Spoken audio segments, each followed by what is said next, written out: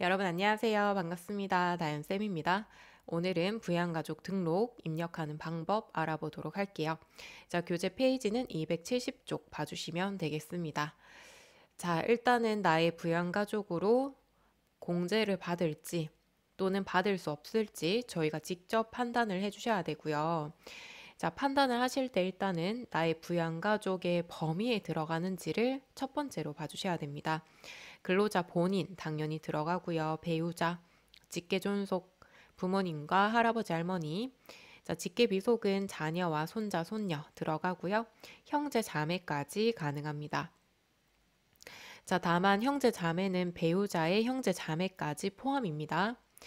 자, 그런데 며느리와 사위는 공제 대상이 아닙니다. 이 부분 주의해 주시고요.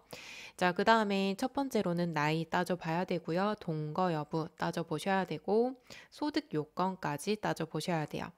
그래서 세 개 다, 세 개 전부 다 부합하면 부양가족으로 넣을 수 있습니다. 자, 근로자 본인부터 보도록 할게요. 자, 근로자 본인 나이 요건 상관없습니다. 자, 그리고 배우자 또한 나이 상관없습니다, 여러분. 자, 직계 존속은 만 60세 이상이고 직계 비속은 만 20세 이하. 형제와 자매는 만 60세 이상 또는 만 20세 이하일 때 가능합니다. 자, 그래서 내가 예를 들어 25살이고 동생이 23살이다라고 했을 때 부양가족으로 들어갈 수 없는 거죠. 그죠? 만 20세 이하니까, 그죠? 그래서 뭐 아직까지 고등학생 또는 초등학생이거나 또는 만 60세 이상, 나이가 뭐 62 이런 식으로 여기에 들어가야 됩니다. 자, 따라서 형제 자매는 보통 근로자 본인이 나이대가 거의 한 4, 50대 정도로 나오는 것 같아요. 자, 그런데 형제 자매 나이 차이가 뭐 많이 나봤자 뭐 5살 이런 식으로 나잖아요. 그죠? 더 많이 날 수도 있겠지만 시험에서는 또 이런 식으로 나오거든요. 4, 50대로 출제가 되는데 자, 그럴 때는 형제 자매 나이 요건에 부합하지 않잖아요. 웬만하면 그죠? 자, 그렇기 때문에 보통 장애인으로 출제가 돼요. 장애인은 나이 요건을 고려하지 않습니다. 그러니까 만약에 형제 자매가 장애인이다 그러면 22살이어도 형제 자매 쪽으로 들어갈 수 있는 거예요. 다만 소득 요건은 고려하셔야 돼요. 자, 어쨌든 장애인은 나이 요건 고려하지 않는다. 무조건 나이는 패스다 라고 보시면 돼요. 자, 그 다음에 동거 여부, 같이 동거하고 있는지. 자, 배우자는 항상 동거하는 것으로 봅니다. 자, 그리고 직계비속, 우리 자녀와 손자녀 있죠? 항상 동거하는 걸로 봅니다. 따라서 만약에 배우자와 나의 자녀가 국외에 나가서 뭐 학업상 이유로 국외에 나가 있다.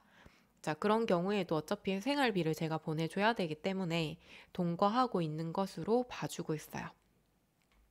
자, 그 다음에 부모님과 조부모님은 주거 형편상 별거 허용합니다. 자, 별거 허용한다라고 보시면 되고요.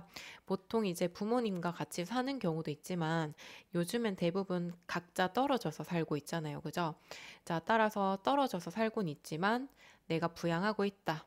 뭔가 생계비를 지원하고 있다라고 했을 때에는 동거하는 것으로 봐준다라고 보시면 되고 다만 주의하실 점은 부모님이 국외에 계신다라고 했을 때에는 허용하지 않습니다. 그러니까 나의 부양가족에서 제외된다는 거 기억해 주시고요. 자, 그 다음에 형제 자매도 원래는 동거를 해야 되지만 학업상 등의 이유로 일시 퇴거하는 것 허용합니다. 자, 예를 들어 제 동생이 고등학생이고요. 서울 쪽으로 이제 학업 때문에 서울 쪽으로 간 거예요, 전학을.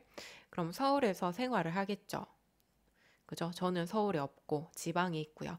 자, 이런 경우에는 동거하는 것으로 보겠다라는 거예요. 아셨죠?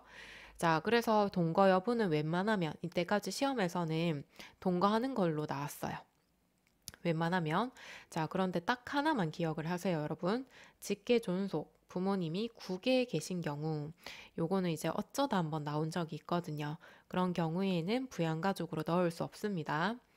자, 그 다음에 제일 중요한 건 소득 요건이죠. 이 부분 많이 어려워하시는데 일단 근로자 본인은 뭐 얼마를 벌던지 무조건 150만 원 받아가는 거예요. 나를 부양하고 있으니까, 그죠? 자, 그래서 제한이 없고요. 자, 배우자부터 형제 자매까지는 소득 요건을 보셔야 돼요. 종합소득금액, 퇴직소득금액, 양도소득금액 얘들을 다 합쳐서 100만 원 이하일 때 부양가족으로 들어갈 수 있습니다. 자, 여러분들 우리 소득세 이론에서 종합소득금액 배웠던 거 기억나세요? 자, 우리 소득세 이론이 비중이 좀 낮죠. 그죠? 많으면 3문제, 적으면 2문제 이렇게 출제되기 때문에 4점에서 6점밖에 안 되죠. 자, 그럼에도 불구하고 이론은 한 번쯤은 꼭 들어주셔야 돼요. 왜냐하면 이론을 들으시고 개념을 수립을 하셔야 실무 입력하실 때 실무에서 조금 다양한 사례가 나오거든요. 그 사례를 더 대비할 수 있기 때문에 꼭 들어주시기를 바랍니다. 만약에 나는 정말 시간이 없다라고 하면 소득세 기본 개념이라도 꼭 들으세요. 아셨죠? 자, 어쨌든 종합소득금액은 6가지 소득이 합쳐져 있는 거죠. 위에다가 적을게요.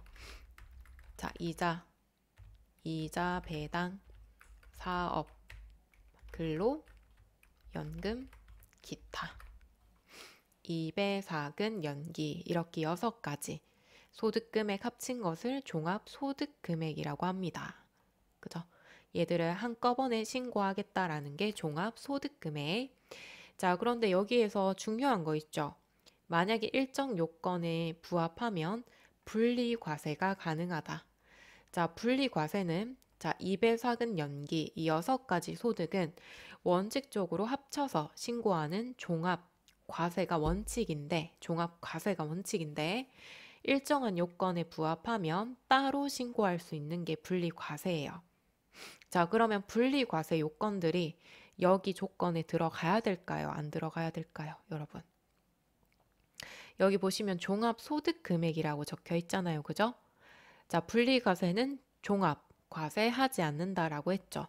따라서 종합소득금액 계산하실 때 분리과세는 빠져야 돼요. 다시 얘기하면 분리과세 대상은 소득요건 계산할 때 제외되는 항목이다 라고 보시면 돼요. 이해가세요? 혹시 어려운가요? 다시 말씀드리면 분리과세는 아예 소득이 없는 걸로 봐도 무방하다. 자, 그래서 2배사근 연기 6가지 꼭 외워주시고 이 6가지 소득과 그 다음 퇴직이랑 양도는 종합소득하지 않기 때문에 따로 적은 거예요. 퇴직, 양도 그러면 총 8가지 소득을 합친 금액이 100만 원 이하일 때 부양가족으로 넣을 수 있다 라고 기억해 주시면 되겠습니다. 자, 그러면 이 소득에 대해서 좀 더 말씀을 드릴게요. 자, 소득 요건, 종합소득금액, 퇴직소득금액, 양도소득금액 다 합쳐서 100만 원 이하일 때 부양가족으로 넣을 수 있고 자, 이때 분리과세 소득은 어떻게 하자? 제외하자. 다시 얘기하면 만약에 분리과세 소득이 있다. 그렇더라도 부양가족으로 넣으면 된다라는 뜻이에요. 자, 그럼 분리과세 소득을 좀 볼게요. 자, 일단은 이자 소득과 배당 소득 2개를 합쳐서 금융소득이라고 하고요. 두 금액 합쳐서 2천만 원 이하다 그러면 분리과세 가능합니다.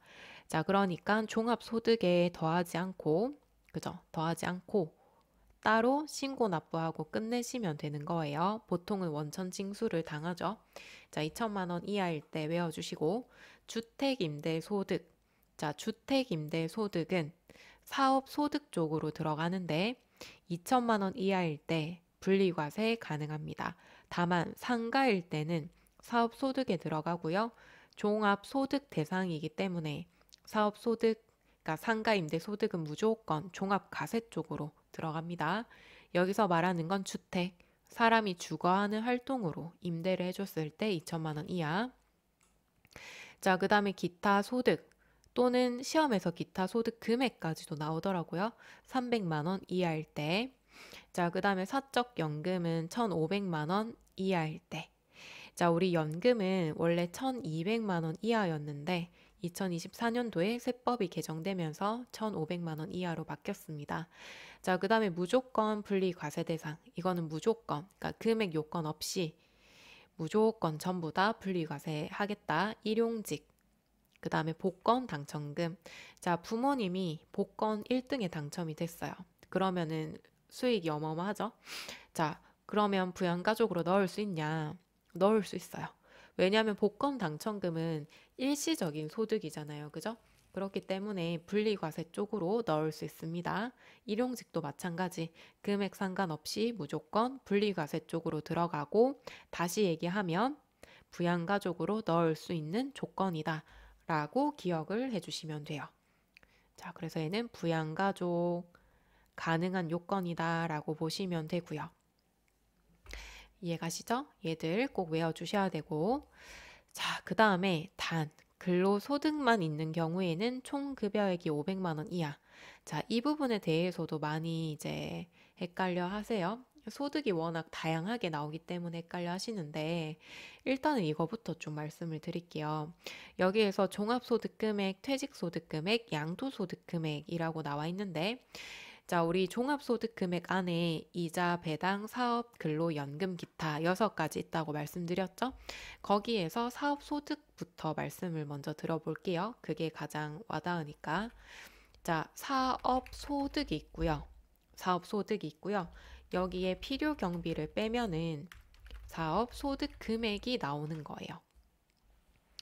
자, 말장난 아닙니다. 두 개는 다른 거예요. 다른 용어예요. 사업소득은 회계용어로 말씀드리면은 매출액을 얘기하는 거고요. 필요 경비는 사업할 때 말 그대로 필요한 경비들, 직원들 급여 주고, 임차료 주고, 그 다음에 세금 내고 이러한 것들 있죠. 그걸 우리가 또 비용이라고 많이 얘기했잖아요. 그죠? 사업상 필요한 비용 넣어주고. 자, 그 다음에 비용을 빼면은 이익 나오죠. 순이익. 그 이익을 사업소득 금액이라고 하는 거예요. 이해 가요? 이렇게. 자, 그래서 만약에 다른 소득은 없다라고 가정을 하고요. 사업소득이 있었다. 예를 들어. 그러면 여기 들어가려면 어떻게 해야 돼요? 만약에 사업소득이 500이고요. 필요경비가 400이 있대요. 그럼 사업소득 금액은 100만 원이죠. 그죠? 자, 그럼 이 100만 원이 종합소득 금액 쪽으로 들어가기 때문에 100만 원 이하죠. 그럼 나의 부양가족으로 넣을 수 있다라는 뜻입니다. 자, 그 다음에 이번에도 동일하게 500만 원 사업소득이 발생했습니다. 자, 근데 필요경비가 300이었어요. 그러면 사업소득 금액은 얼마예요? 200만 원이죠. 자, 그럼 사업소득은 종합소득 금액에 들어가는데 100만 원 이하가 아니라 초과했죠? 자, 그러면 부양가족으로 넣을 수 없습니다. 이해 가시나요? 자, 그래서 만약에 시험에서 처음부터 사업 소득 금액이 100만 원이다 라고 나오면은 부양가족으로 넣어주시면 되고, 그죠? 넣어주시면 되고, 그런데 만약에 시험에서 사업 소득이 500이고 필요경비가 400이다 그러면 저희가 직접 두 개를 빼서 100만 원이 나오는지를 확인을 해 주셔야 돼요. 자, 그렇기 때문에 이 구조를 좀 잘 이해를 하셔야 되고, 이 구조에 대한 내용들이 저희 소득세 이론 있죠? 기본 개념 쪽에 나오고 있어요. 그래서 기본 개념을 꼭 한번 들어보라고 하는 거예요. 자, 어쨌든 지금 말하는 내용들이 이해가 된다라고 하면은 그냥 쭉 실무 쪽 가시면 돼요. 자, 그래서 종합소득금액은 필요경비 빼고 나온 금액이다 라고 보시면 되고요. 그 다음에 또 이제 근로소득을 말씀드려야 되는데 근로소득도 마찬가지로 좀 적어 볼게요. 자, 우리 근로소득이 있고요. 우리 아까 사업소득은 필요경비를 빼줬죠. 그죠? 자, 그런데 우리가 직장 다니는데 필요경비가 얼마가 들었다 이거를 증명할 수가 있나요? 사업소득은 증빙이 있잖아요. 그죠? 직원한테 월급 줬으면 월급 준 그 뭐 이체 확인서 같은 게 있을 거고요. 그죠? 계약서도 있을 거고. 그 다음 세금 낸 거 증빙 다 있겠죠? 자, 그런데 우리가 직장 다니면서 필요한 경비들을 저희가 소명하기에는 조금 어렵습니다. 그죠? 자, 그렇기 때문에 국가에서 공통적으로 빼주는 게 있어요. 근로소득 공제라고 합니다. 물론 이제 근로소득 금액에 따라서 조금씩 달라지기는 하지만 어쨌든 직장 다니기 위해서 우리가 사회생활을 해야 되기 때문에 밥도 사 먹어야 되고, 그죠? 커피도 사 먹고, 교통비도 내야 되고, 그리고 옷도 사 입어야 되고, 이러한 비용들이 들어가더라 라고 해서 근로소득 공제를 빼주고 있습니다. 자, 이 금액을 빼시면은 밑에다가 좀 적을게요. 이 금액을 빼면 근로소득 금액이 나오는 거예요. 여기까지 이해돼요? 자, 그래서 만약에 근로소득이요. 근로소득 금액으로 말씀드릴게요. 근로소득 금액이 100만 원이 나오려면 그죠? 종합소득 금액으로 들어가야 되니까 100만 원이 나오려면 근로소득에서 근로소득 공제를 뺀 금액이 100만 원이 나와야 되죠? 자, 그런데 지금 우리가 근로소득 공제에서 333만 원 곱하기 70% 이렇게 넣을게요. 이 금액을 빼주고요. 333만 원. 제가 333만 원이라고 적었지만 33333 이렇게 끝까지 가야 되죠. 그죠? 그래서 이 금액의 70%를 빼주면 100만 원이 나옵니다. 근데 여러분들도 계산을 해보시면 딱 떨어지진 않아요. 그냥 3333 계속 가야 돼요. 자, 그래서 만약에 내가 근로소득도 있고 다른 소득도 있더라. 아까 했던 뭐 사업소득으로 할까요? 아니면은 퇴직소득으로 할까요? 퇴직소득으로 할게요. 자, 예를 들어 퇴직소득이 있다.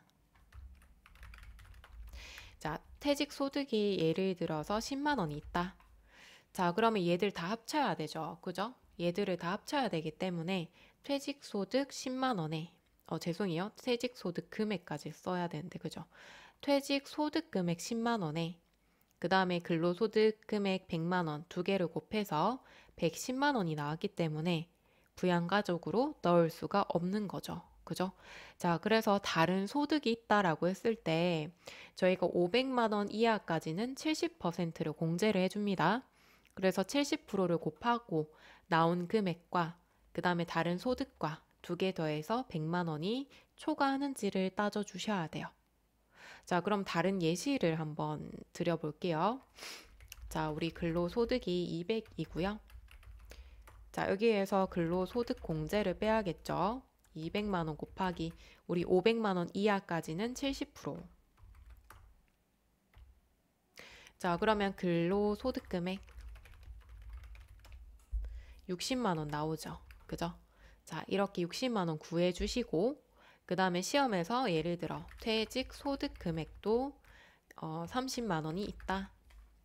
자, 그러면 두 개를 합산을 하셔서 90만 원이죠. 그죠? 그러면 부양가족으로 넣어 주시는 거예요. 조금 어렵나요? 조금 복잡하죠. 그죠? 자, 어쨌든 우리가 아까 봤었던 333만 원 있죠. 그죠?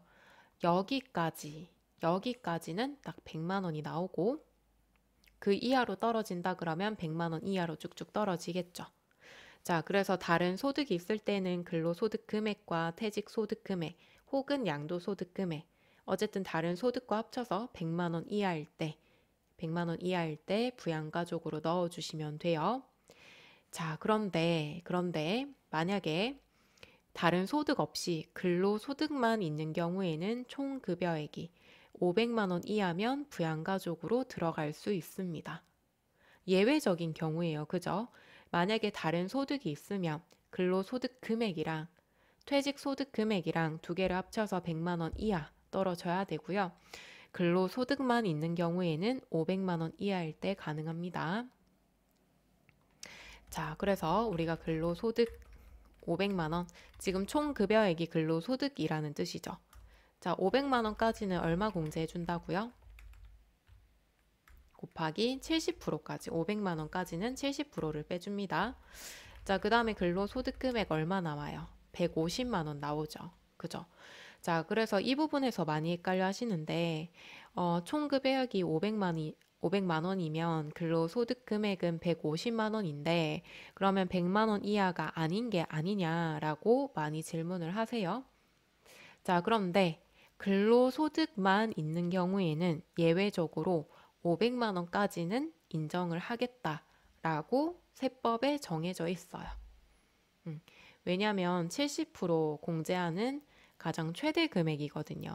그래서 총 급여액이 나온다 그러면 500만 원 이하로 기억해 주시면 되겠습니다. 내용이 너무 어렵다 라고 하시면 일단은 여기 기본 조건들 있죠?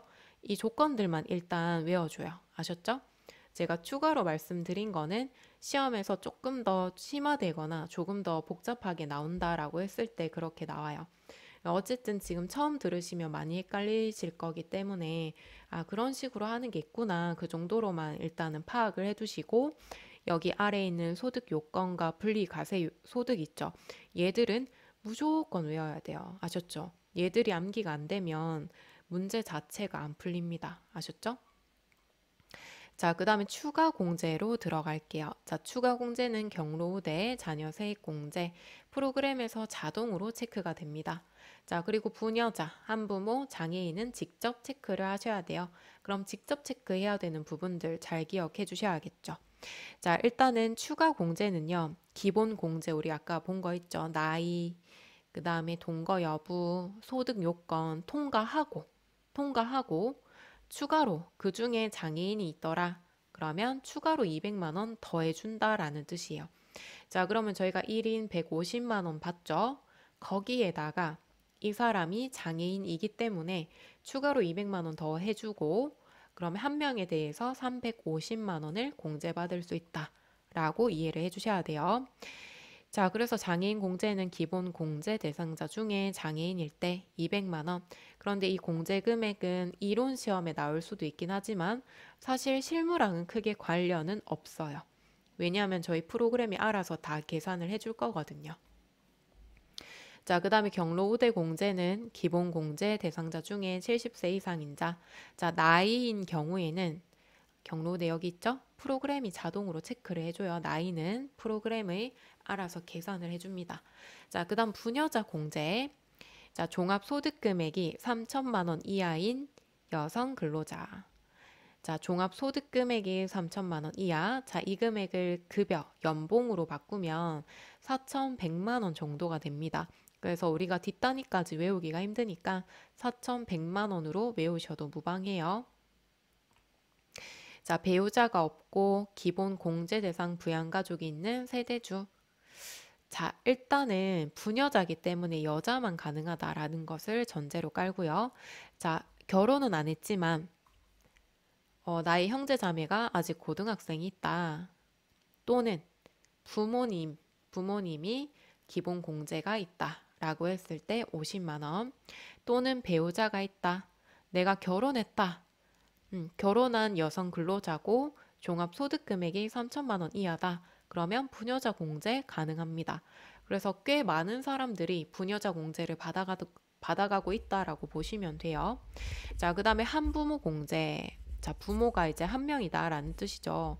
자, 소득금액 제한 없습니다. 제한 없이 배우자가 없는 사람이고요.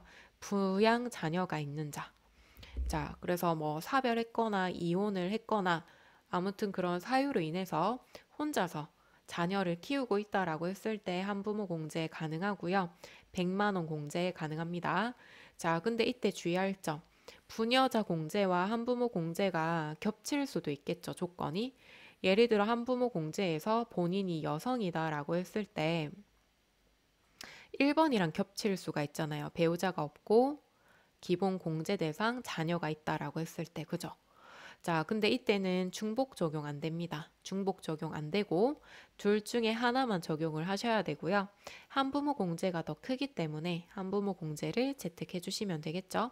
자, 아무래도 배우자 없이 혼자서 자녀를 키우기에는 좀 어렵잖아요. 그죠? 그렇기 때문에 소득금액 제한도 없고 부녀자 공제보다 2배 더 많이 줍니다. 자, 이 부분 있죠? 이 부분이랑 한부모 공제 소득금액 제한 없다. 이 부분 우리 이론 시험에서도 많이 물어요. 그래서 외워주시고 자, 그 다음에 자녀 세입 공제는 자녀가 있으면 공제를 해주겠다라는 거예요. 자, 이때 또 주의하실 점 8세 이상부터 20세 이하까지 공제가 가능해요. 자, 그런데 자녀 세입 공제도 조건이 나이죠. 자, 나이는 프로그램에서 자동으로 체크가 되기 때문에 저희가 선택하실 필요가 없어요. 아셨죠? 아셨죠? 자, 그리고 한 명이다. 그럼 15만 원. 두 명이다. 15, 15에서 원래는 32였는데 24년도에 5만 원을 더 얹어줘서 35만 원이 됐어요. 만약에 3명 이상이다. 35만 원에 한 명 초과할 때 한 명당 30만 원. 얘는 뭐 35만 원 아니고 30만 원이네요. 그죠? 자, 어쨌든 자, 얘도 이론 시험에 대비하고 싶다 그러면 외워주시고 나는 이론까진 좀 힘들고 실무만 제대로 대비하겠다 그러면은 공제 요건 굳이 안 외우셔도 크게 상관없어요. 자, 출산 입양. 만약에 이번 해에 출산했다 또는 입양을 했다라고 했을 때 만약에 첫째면 30, 둘째면 50, 셋째면 70만 원 이상.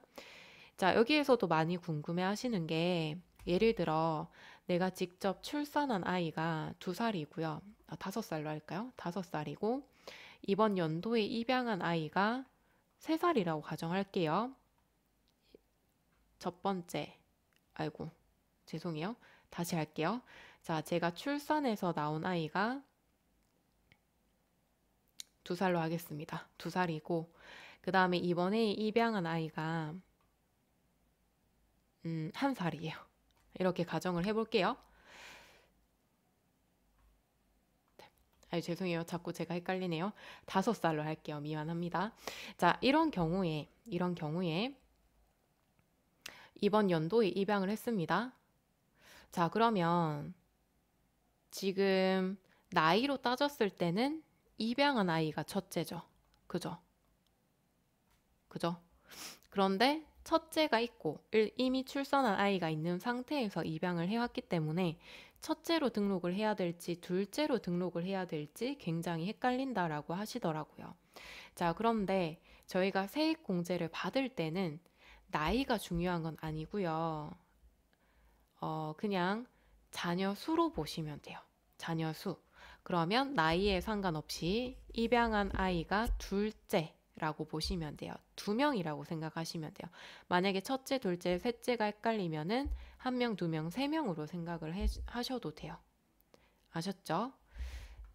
자, 그래서 순서대로 해주시면 되겠습니다.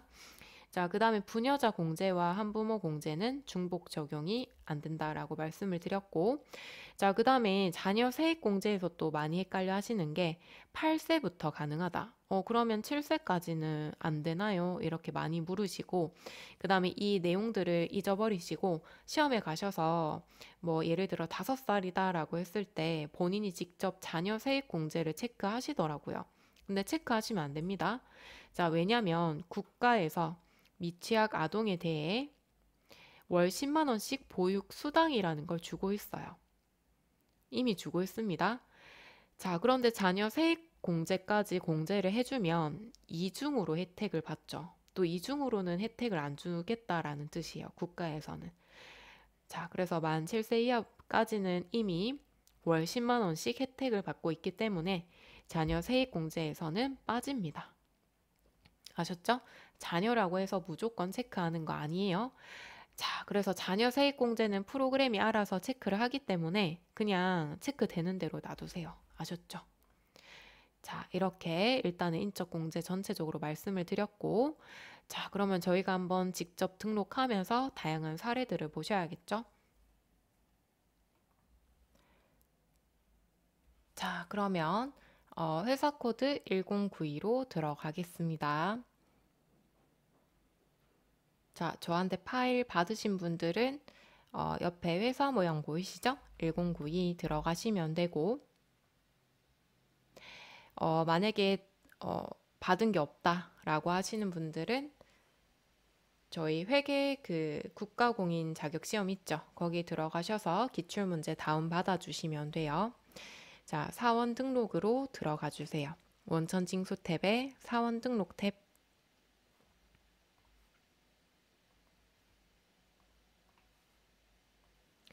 자, 이렇게 들어와 주시고요. 자, 이 문제가 2023년도 문제여서 2023년도로 입력이 되어 있는 상태입니다. 자, 일단은 김경민 클릭해 주시고요. 자, 들어왔을 때 사원 등록의 기본 사항들은 입력이 되어 있습니다. 자, 그 다음에 부양가족 명세 탭을 클릭을 해주시고요. 저희가 직접 입력을 해주셔야 되는데, 자, 연말관계 보시면은 하단에 연말관계 뭐 소득자 본인, 소득자의 직계존속 쭉 있죠. 요거 보고 숫자 1번 이렇게 입력을 하셔도 되고 아니면 코드 도움 F2번 누르셔가지고 선택해 주셔도 됩니다. 편한 방법으로 하시면 되고요. 저희는 나이와 소득을 따져야 되기 때문에 일단은 다 입력을 해서 나이를 보시고 된다 안 된다 체크를 하시는 게 저는 편하더라고요. 저는 편한데 근데 여기 보면 또 기본 공제 대상자가 아닌 경우에는 입력하지를 말래요. 그죠? 그럼 입력 자체를 하면 안 되기 때문에 나이를 또 판별을 하셔야겠죠. 그죠? 그래서 직접 보시면서 계산을 하던지 아니면 입력해 놓고 나이 본 다음에 삭제를 하던지 그렇게 좀 체크를 해야 될 것 같아요. 자, 그래서 얘는 또 입력을 하지 말라고 하니까 저희가 여기에서 따져보고 입력을 하는 순서대로 한번 해보도록 할게요. 자, 본인은 무조건 넣기로 했죠? 무조건 넣어주시고 자, 그 다음에 1번으로 시작하기 때문에 부녀자 공제는 안 되겠다. 그쵸? 어차피 급여도 4,100만 원 초과하고요. 그죠? 자, 일단은 본인은 무조건 150만 원 가능하고요. 자, 배우자는 나이 따지지 않기로 했고요. 그 다음에 동거하고 있고요. 퇴직 소득 금액이 100만 원, 100만 원 이하까지 가능하죠. 그럼 다 통과했기 때문에 부양가족으로 입력해 주시면 됩니다. 자, 그 다음에 김경희 동생, 형제 자매 가능하죠? 자, 나이를 보셔야 되는데 70년생이래요. 근데 여기 보시면 장애인이다 라고 나와 있죠. 그래서 혹시나 나이가 20세 이하 60세 이상이 아니다라고 하더라도 장애인이기 때문에 나이는 안 따지셔도 되는 거죠. 그죠? 나이가 아직 50대네요. 그죠? 계산을 해보니까 50대라서 원래는 안 되는데 장애인이라서 가능했고요. 나이는 통과. 동거하고 있죠. 통과. 일용 근로소득 무조건 가능하다라고 했죠. 그죠? 자, 일용직은 무조건 가능합니다. 아무리 많이 벌어도 일용직은 가능해요. 자, 입력해 주시면 되겠습니다. 자, 그 다음에 부친. 자, 나이. 자, 나이 되는지 2023년 기준으로 할게요.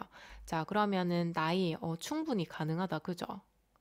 자, 주거 형편상 별거 가능했죠? 자, 이자 소득 2천만 원 가능한가요? 가능하죠. 그죠? 이자 소득 금액이 붙어 있으면 100만 원인데 이자 소득이래요. 이자 소득으로 끝났죠? 이자 소득은 2천만 원까지 우리 배당 소득, 이자 소득 두 개 합치면 금융소득이고 2천만 원까지는 가능했죠. 자, 그 다음에 모친. 자, 나이 통과했고요. 별거 통과했고요. 소득 없대요. 통과. 자, 그 다음에 처남. 처남은 배우자의 형제 자매죠. 배우자의 형제 자매도 가능하고요. 자, 그 다음에 나이는 또 안 될 텐데 장애인이죠. 장애인은 나이 통과 시켜주고요. 동거 가능하죠. 양도소득 금액이 100만 원. 자, 가능합니다. 그죠? 땡땡 소득 금액 100만 원 이하까지 가능. 그죠? 자, 그 다음에 김기정 아들. 자, 95년생. 자, 그럼 나이가 20대잖아요. 그죠? 28살.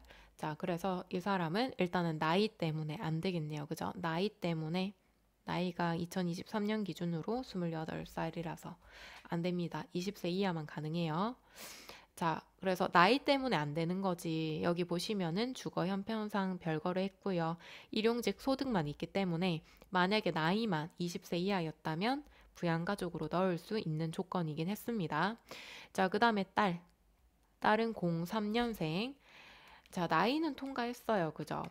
나이는 통과를 했는데, 자, 동거도 통과했는데, 사업 소득 금액이 100만 원이 있죠. 그죠? 땡땡 소득 금액이 100만 원. 죄송해요. 되네요. 그죠? 자, 사업 소득 금액이 100만 원 이하까지는 가능하니까 넣어주시면 되겠네요. 그죠? 자, 그러면 김기정 아들 빼고는 입력 다 해주시면 되겠습니다. 아들 빼고 입력 전부 다 하시면 돼요. 자, 그래서 이 회차에는 부양가족이 너무 많았어요. 그죠? 이 정도면 정말 많은 거예요. 입력하기도 얼마나 귀찮아요. 그죠? 자, 그런데 연습하기에는 굉장히 좋죠. 많으니까. 자, 일단은 배우자 정혜미 입력 쭉 하시면 돼요. 자, 나이 배우자 어차피 나이 안 보고요. 배우자 넣어주시고, 자, 그 다음에 동생, 형제, 자매.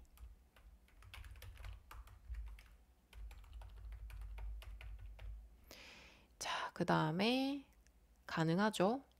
자, 형제, 자매가 가능할 때는 나이로 체크해 주시면 돼요. 나이로 체크를 해주시면 되고, 자, 그런데 나이가 안 되기 때문에 원래 원칙은 나이로 체크. 근데 나이가 안 되면 장애인이 있죠. 장애인으로 체크를 하는 거예요. 자, 그러면 장애인 쪽에 또 코드가 있죠. 장애인 복지법 체크해 주시면 됩니다. 자, 그 다음에 부친. 자, 소득자의 직계 존속.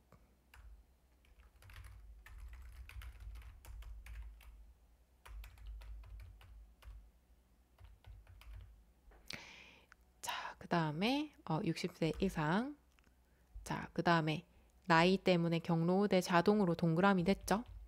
자동으로 들어가요. 그 다음에 모친도 넣을게요.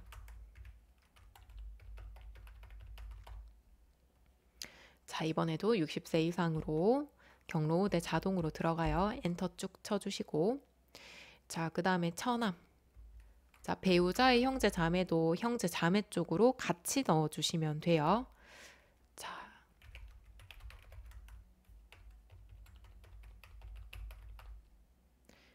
자, 그 다음에 장애인이죠? 5번. 중증 환자 3번. 자, 아들은 넣지 않기로 했고요. 그 다음에 딸.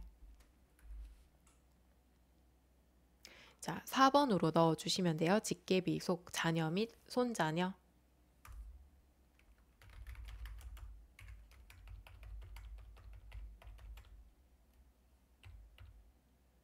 자, 그러면 자녀의 자동으로 동그라미 됐죠? 제가 한 거 아닙니다. 자동으로 됐어요. 자, 이렇게 입력을 해주시고요. 그리고 이제 하단에 보시면 참고하실 만한 내용이 자녀 세액공제 있죠. 자, 자녀 세액공제는 8세 이상, 20세 이하인 경우에 받을 수 있다라고 이렇게 힌트가 적혀 있습니다. 그죠? 자, 그래서 대부분 많이 틀리시는 게 6살이다. 만약에 6살이면 자녀의 동그라미가 자동으로 뜨지 않습니다. 왜냐하면 세액공제가 안 되기 때문에. 그럼 본인이 직접 여기 체크하는 경우가 많아요. 그렇게 하시면 틀려요. 아셨죠? 자녀 세액공제는 프로그램이 하는 대로 그대로 두시고, 그 다음에 헷갈린다 하시면 하단에 자녀 세액공제 8세에서 20세 이하다. 이 내용들 참고하셔서 입력해 주시면 좋을 것 같습니다. 자, 그래서 부양가족 입력 한번 해봤고요. 자, 그 다음에 연말정산 추가 자료 입력으로 넘어갈 건데 저희 시간이 오래돼서 일단 여기서 끊고 다음 시간에 바로 이어서 연말정산 추가 자료 입력 배워보도록 하겠습니다. 수고하셨습니다.